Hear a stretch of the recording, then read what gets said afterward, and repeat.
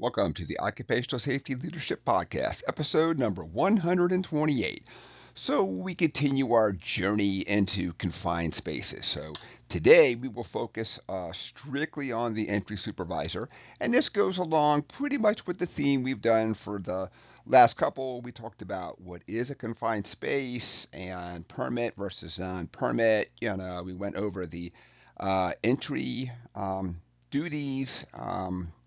The attendant duties. We talked about atmospheric monitoring in the last episode, one of my favorite episodes. So Brian is a true expert in the field, and when I have confined space questions, he's the guy I go to. So let's just dive right in here. So just like the last few, we're going to take these right from the CFR because at the end we're gonna kind of continue the journey, and then at the end we wrap it all up together and say, all right, let's just kind of throw out a couple of scenarios and how would we do this confined space entry.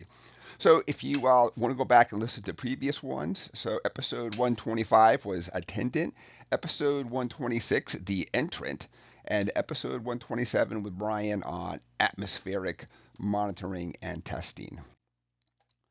Let's just go and do a little definition on the entry supervisor then. So the entry supervisor means a person such as a employer, foreman, or crew chief responsible for determining if acceptable entry conditions are present at a permit space where entry is planned, for authorizing entry and overseeing entry operations, and for terminating entry as required by the section. That is a mouthful. They're basically saying that you're in charge. You are the person that shows up and says to go into the space, the following things have to be met. And then, if these conditions are not met, well, first, we don't go in until we can meet these conditions. And then if there's a condition that arises that we have to get the person out, and whether that's a atmosphere on the inside, atmosphere on the outside, whatever it is, we then go and get the person out then. So there's also a note on here that the entry supervisor may also serve as the attendant or as the authorized entrant, as long as that person is trained and equipped as required to fill the roles. So for me, I don't think, this is my personal belief, so don't think this is part of the CFR. I'd like to see where that's a completely separate duty out there. Because when you're the entrant, you're focused on getting the work done. When you're the attendant, you're focused on watching the entrant. It would really be great if there was just somebody who was even detached, just that little bit more, who's really supervising both, who's saying, yes, I authorize it, it's good, all that good stuff. There's also that person, because typically when you're the entry supervisor, you're a more experienced person. So maybe you could have that voice of reason that says we're doing the bump test for the atmospheric monitoring. Instead of trying to open up the space on Monday morning and get everything done, maybe we do all the cleaning and the purging on Saturday and Sunday, have the space completely open on Saturday or Sunday. So it really lessens the potential, of course, to have a hazardous atmosphere and all that good stuff. So I really like to see the duties split up. So let's continue on. So let's go over the definition of a confined space, because I do know that there are people who are tuning in for this episode only, and they did not hear the previous ones. So the definition of a confined space: large enough and so configured that the employee can bodily enter and perform assigned work, and has limited or restricted means of entry or exit. And when we think about that, you can think about things like silos and your storage bins, places where there's hoppers and there's going to be a nice sloped wall that's going to be easy to, not easy, it's going to be hard, of course, obviously, to get out, but you can get into those different spots then. And finally, it is not designed for continuous employee occupancy. So let's go over the duties then. So The entry supervisor must know the hazards that are going to be faced during the entry, including the information on the mode, signs and symptoms, and consequence of the exposure. Um, Typically, a confined space, of course, obviously something stored in there. Is it a chemical? Is it a corrosive chemical? Is it some form of a flammable, a solvent? There's something being stored in there. So, is it just water and waste uh, and waste like water? So, because something is going to be stored in there.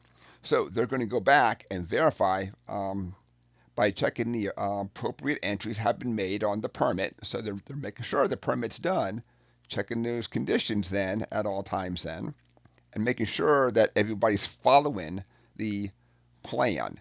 We're not just showing up and saying, let's just open this space up, and it's only going to take 30 seconds. So let's not worry about monitoring air. They're following exactly what is laid out in the company's plan now. They can terminate the entry and cancel the permit then. So this could be from a condition that's inside the space. This could be from a condition outside the space. I was working at a chemical plant, and we had a gas alarm go off when I was the attendant before. So of course I had to get the person out. Luckily, in the grand scheme of things, we had a sensor issue. Did cause a lot of confusion, a lot of heartache, of course.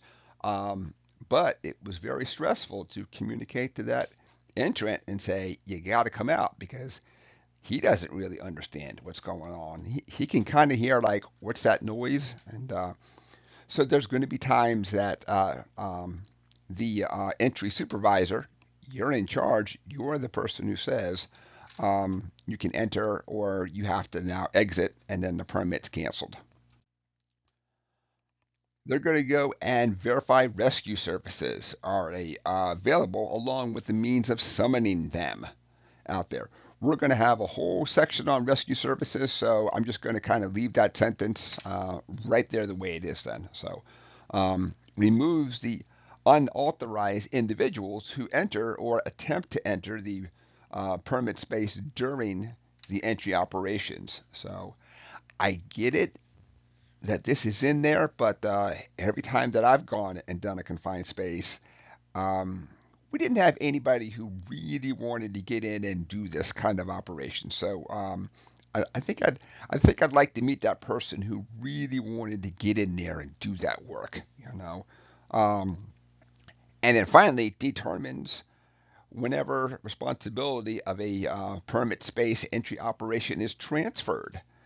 Maybe it can't be done during that person's shift and they have to transfer. I am the entry supervisor. I transfer to Fred. Fred is now the entry supervisor then. So you're going to go back in, look at everything. And of course, Fred has to understand the conditions of the permit. Is it still acceptable and all that kind of stuff then. I have not seen this in all the places I worked. I have heard of this from several other safety professionals out there. So there are times that you think you can get the work done, and it just literally cannot be done given the amount of time that was budgeted, and then the next crew is coming in to take over then. So that is it for episode number 128. And the next couple of episodes, we'll sit down and talk about the rescue operations. What means and methods do you use to call for help? All that good stuff. And so episode number 128 is complete. So we talked about confined space, and we focused only on the entry supervisor duties. I'd like to thank everybody for joining me today. My name is Dr. David Ayers. Thank you, and have a safe day.